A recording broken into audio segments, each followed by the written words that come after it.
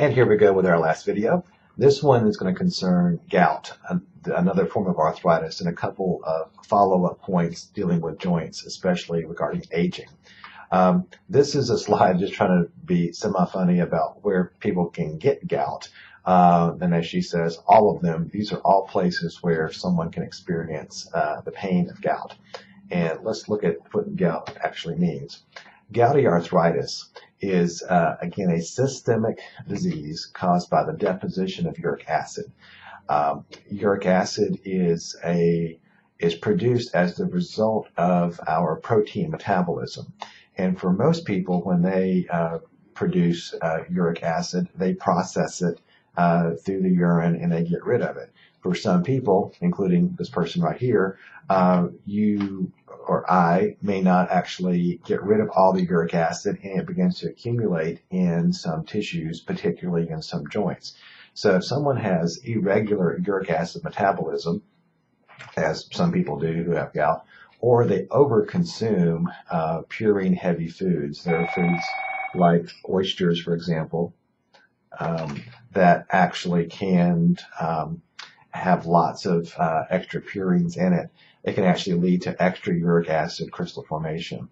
It also can be made worse by people who consume a lot of alcohol, not me, or people who have other genetic conditions. But about 1 million people actually have gout, and most of those actually are men.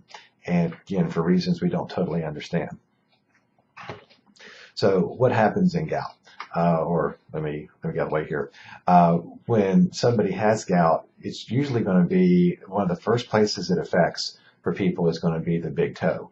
Why the big toe, or the great toe as it's known anatomically? Hard to say. That's actually a fairly large joint cavity, so that might be one of the reasons why. But that's kind of how it feels. It feels not pleasant. But what happens is the uric acid crystals, for whatever reason, accumulate in that particular joint, and those crystals are very difficult. They don't slide past one another. They kind of just poke at you and penetrate you. So it's very painful. You will get this swelling in the joint like this, and for a lot of people, and it happened in my case, you go to bed just fine and you wake up and you can't walk because of how severe that pain is.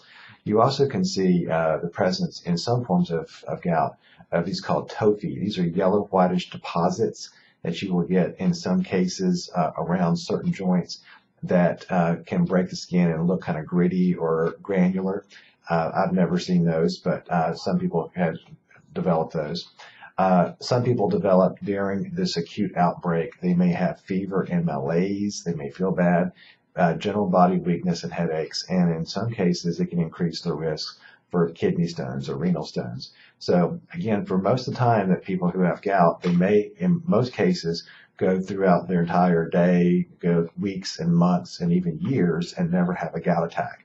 And then they can wake up to something like this.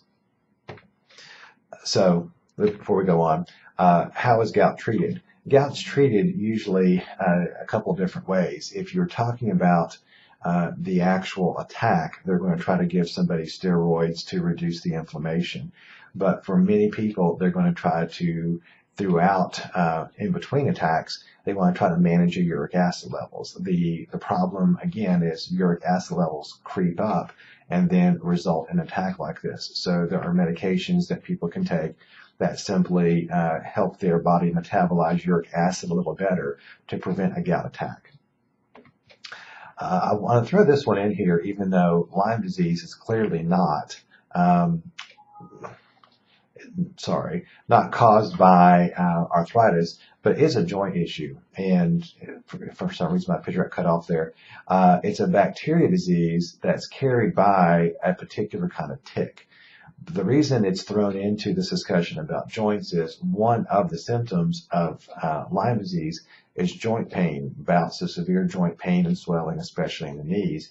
And unless you recognize that you had some of these telltale signs this target kind of bite area, or unless you remember that you were in the woods and might have been exposed to ticks, you may not associate this joint pain necessarily with Lyme disease. You may think it's a different form of arthritis.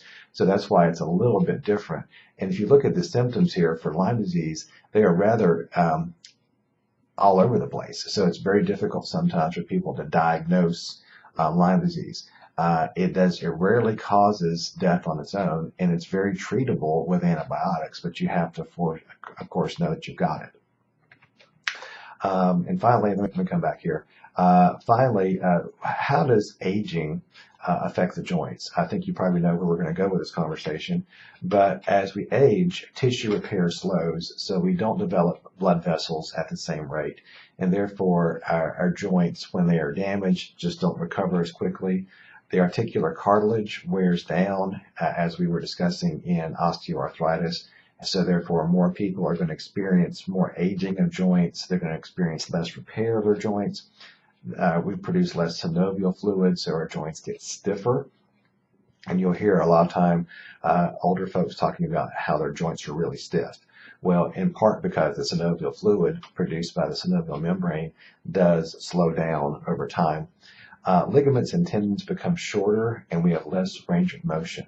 Our tendons and ligaments, being connective tissue, just don't repair at the same rate. They just don't have the same flexibility. So where somebody might have had a full range of motion for a particular joint when they were younger, we see a decrease in the range of motion as they get older. Muscles around the joints weaken, and this becomes an issue with stability. You can have older folks become less stable because their muscles around their hips and their knees become weaker, and therefore they're more prone to falls.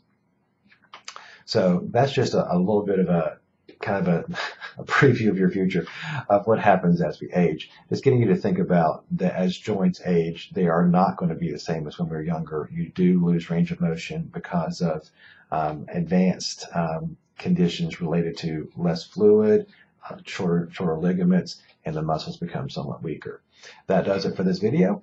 On to your assignment. Thanks.